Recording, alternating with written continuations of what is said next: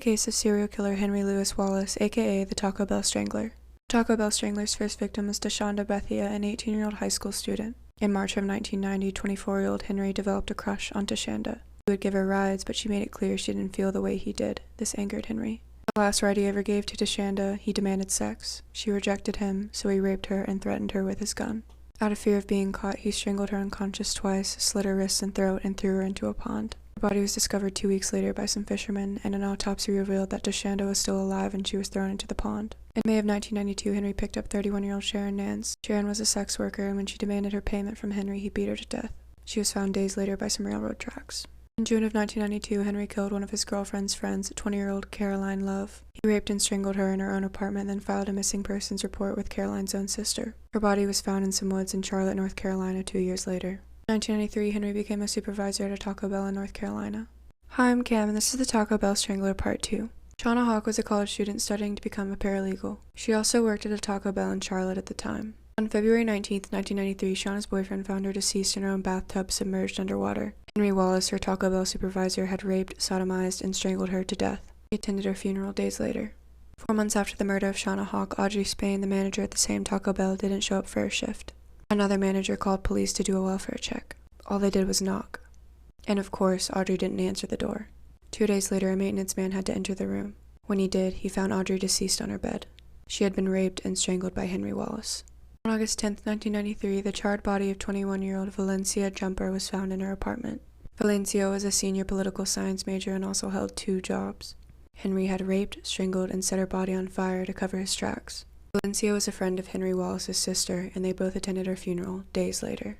Hi, I'm Cam, and this is the Taco Bell Strangler Part 3. On September 14, 1993, the body of 20-year-old Michelle Stinson was found. She had been raped, stabbed, and strangled to death in front of her 3-year-old son. She was a single mother of 2 boys attending college at the time. Henry and Michelle had met at the Taco Bell.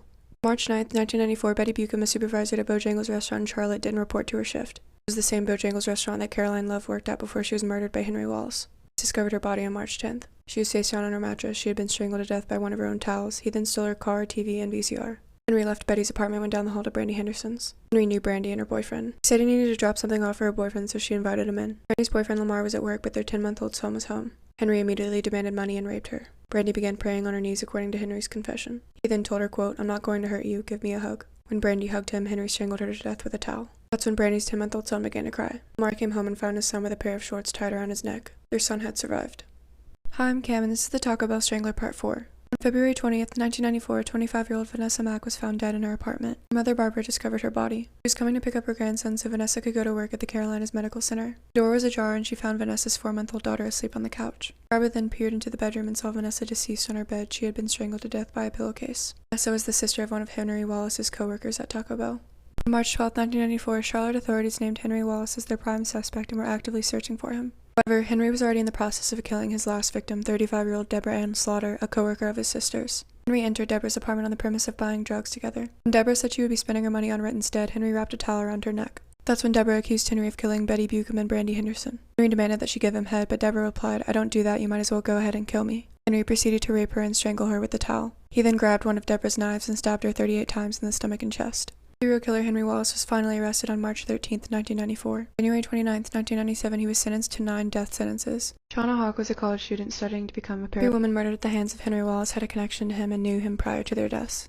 Many of the victims were Henry's girlfriend's co-workers, one was her own roommate, and others were Henry's co-workers at the Taco Bell he managed. So why didn't police catch on? Authorities had requested help from the FBI, but they claimed that the murder spree was not the work of a serial killer. The FBI said that Henry didn't match the serial killer profile.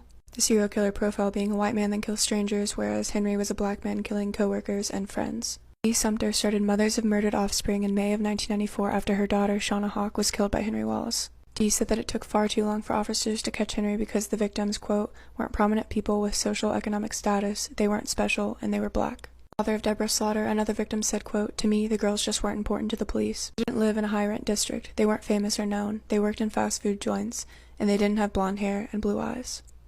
It's Women's History Month, so let's talk about the most hated woman in America. And it's not Casey Anthony, but we all hate that bitch. This is Madeline Murray O'Hare, literally labeled by the press as the most hated woman. You may be asking yourself, why does everybody hate this sweet little old lady? because she was an atheist. She found out that her son, who attends public school, was being forced to read the Bible and then being quizzed on it. So after she cussed out the teacher, she sued the school and she won. Public schools couldn't make you read the Bible anymore. People were fucking furious. So she starts the American Atheist and starts an atheist magazine, but low-key she's embezzling like half the donations for the American Atheist and just pocketing it. Then she goes on tour, going head-to-head against priests in front of live audiences, rolling in the dough.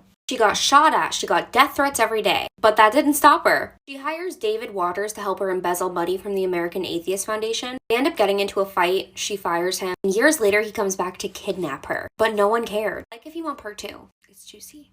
Part 2 to the most hated woman in America. So she gets kidnapped by her former assistant and she's being held for ransom. Meanwhile, her new assistant immediately notices that something's wrong because she left her dogs at home and she would never do that. So he starts calling around to all the newspapers and literally no one will report on it because no one cares. Everyone hates her because she was an atheist. Meanwhile, David Waters, the man who kidnapped her, couldn't get any ransom money because it was all in banks overseas. He knew how much money she was stealing from the American Atheist Foundation. She's a little old lady. How hard is she to kidnap? But he also kidnapped her son and her granddaughter. Basically, his plan was just to live with the 3 of them in a hotel for 2 weeks waiting for the money to come in. He had a couple of partners working for him in this scheme as well, and in the middle of the night, one of David's partners tried to SA Madeline's granddaughter, and he ended up murdering her. So David decided he had to kill Madeline and her son as well, and he did. This woman is the reason that we're not taught the Bible in public schools anymore, and she deserves to be remembered even though she was kind of a bad person.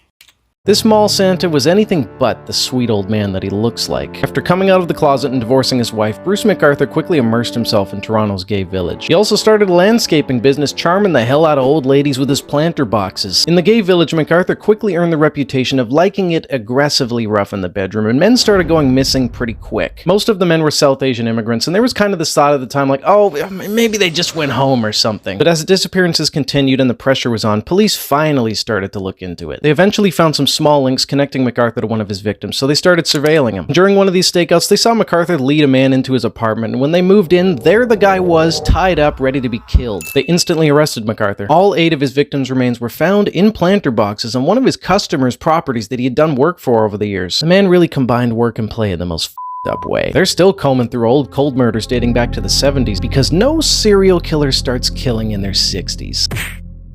You guys ever hear the one about the serial rapist and convicted child murderer that the cops just let walk right out of police custody in 1973 and is still on the loose 48 years later? So in 1965, Lester Eubanks is sentenced to death for murdering a 14-year-old girl. Now right around this time, the prison introduces this rehabilitation program that allows prisoners to leave the prison and go on fun little outings. Awesome idea. Lester was a pretty smooth-talking guy and he earned the trust of the prison and was permitted to do things like go present his art at art shows. Flash forward to Christmas 1973. The guards take 5 prisoners, including Lester Eubanks, to the mall and leave them unsupervised in civilian clothes to go Christmas shopping for their families. Another great f***ing idea. They were permitted to go shopping for a couple hours and then return to the police vehicle. Now, unbelievably, 4 of these morons actually returned to the agreed spot, but Lester split. Child murderer Lester Eubanks walks right out of police custody after a rehabilitation program that allowed inmates to go Christmas shopping at the mall goes f***ing horribly wrong. This detective is sitting around one day and is just thinking, God, we haven't heard about that Lester fella in like 20 years. Checks into the system to see if maybe Lester was incarcerated for another crime. He sees there's no warrant in the system. Lester was basically free. No one would have ever connected him. They then put him on America's Most Wanted, and that night, a woman calls. She used to hang out with Lester in the 70s. Tells the detectives that Lester lived with his cousin's widow. Police go interview this widow. She found him to be intimidating and made up some bullshit about how the FBI was closing in on him. And he split. The widow provides investigators a fake ID, gave them a location where he moved to and started working at a mattress manufacturing company. He quit in 1985-86. Another 10 years. A woman calls in, says she was hanging around Lester's dad, heard him on the phone talking to what he referred to as his son. Traced that call to a center for troubled youth. Too late. Quit 2 months prior. Since 2003, no one's heard shit about Lester Eubanks. Olympic runner Oscar Pistorius began dating Reva Steenkamp in 2012. In the early morning of February 14, 2013, Reva was in the bed with Oscar when she got up to go to the bathroom. Oscar woke up to the sound of the bathroom window sliding open and thought someone was breaking into his house. He grabbed his gun and shot through the bathroom door 4 times. Reva was struck 3 times in the head, pelvis, and arm. Oscar then went back to his bedroom, touched the bed, and realized Reva wasn't there. He then broke down the bathroom door with a cricket bat. He then called security at his gated housing complex and called for a paramedic. Oscar was arrested and tried for murder. Evidence showed that Riva had sent a text to Oscar 3 weeks before the murder that said, "I'm scared of you sometimes, of how you snap at me." He was found guilty of culpable homicide and received 5 years. In 2015, his conviction was amended to murder and he received an additional 13 years. This underwater cave dive went unbelievably wrong.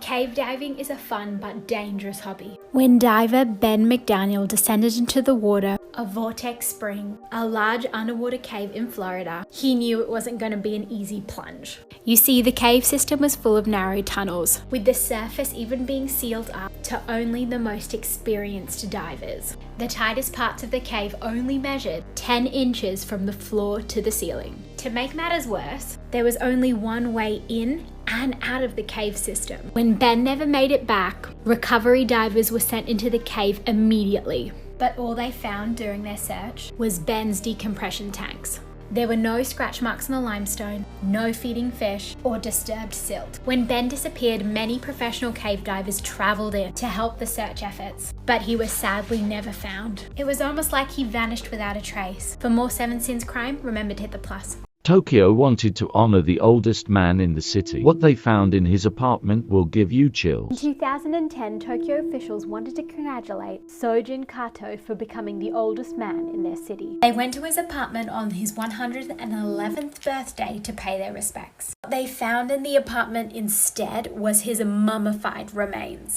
The remains were thought to be over 30 years old. It's thought that he died at the age of 79. It turns out his family had failed to report him as dead. Instead, they'd been living off his pension checks. For more 7 Sins crime, remember to hit the plus button.